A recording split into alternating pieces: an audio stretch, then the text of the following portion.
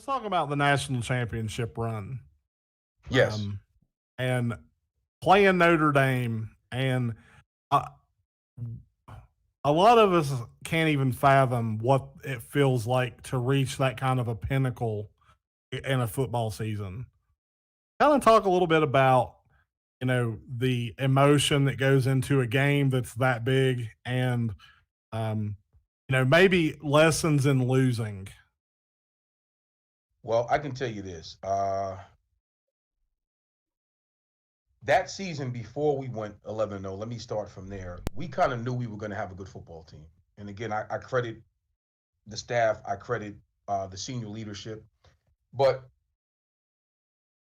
when you actually do it and you're playing game to game, Coach Neal and that staff did an excellent job of making sure we were prepared to play week in and week out. The consistency of it all, right?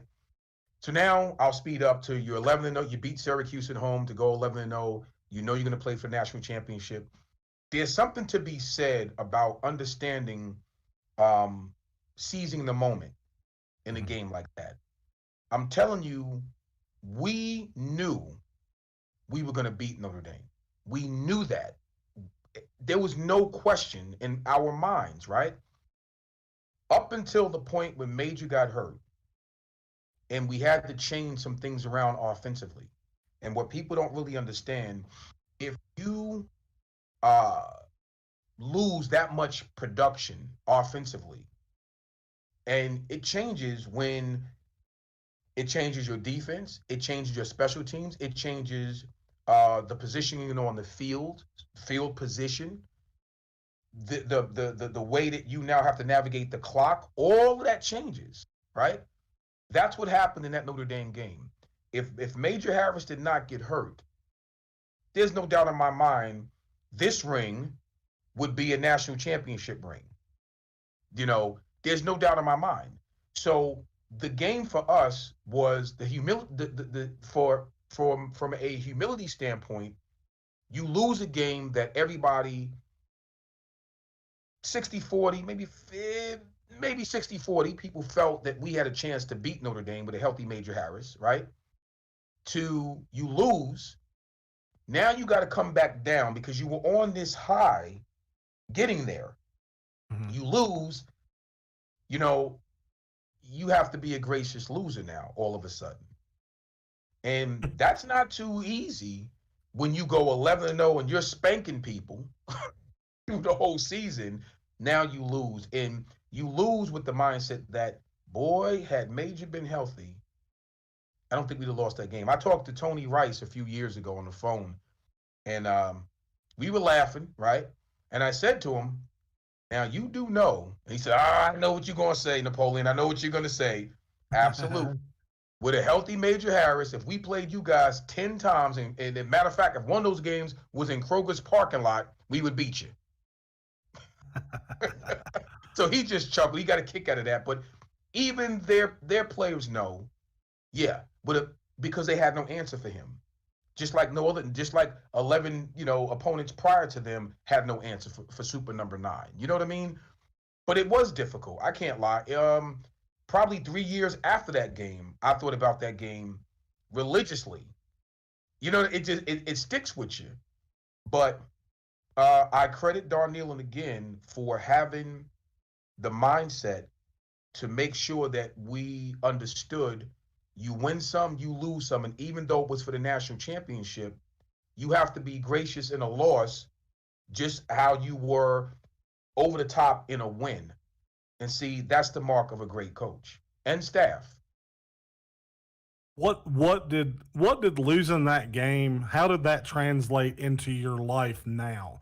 What lessons did that game teach you that you've applied to get to the successful point you are now? Always, no one can tell you how hard to work, right? Always be diligent in your preparation and be diligent in your approach, and always pay attention to details. So, and that's just, I think sports will teach you that in general if you're paying attention and you're really learning the right lessons from the right people that's coaching you.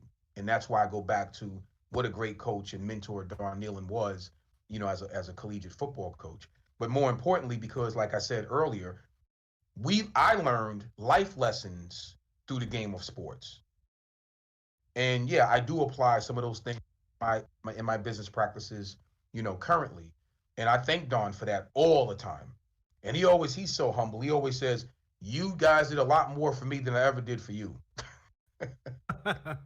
Yeah, I'll tell you, we talked earlier before we started about coaches and how coaches can impact really the way you see life in a lot of ways, and your ability, your love of the game or your disdain for the game. As we talked about, me and Tim went through some of that, but it's it's it's always those coaches that teach you those intangible moral lessons that always wins and losses doesn't matter.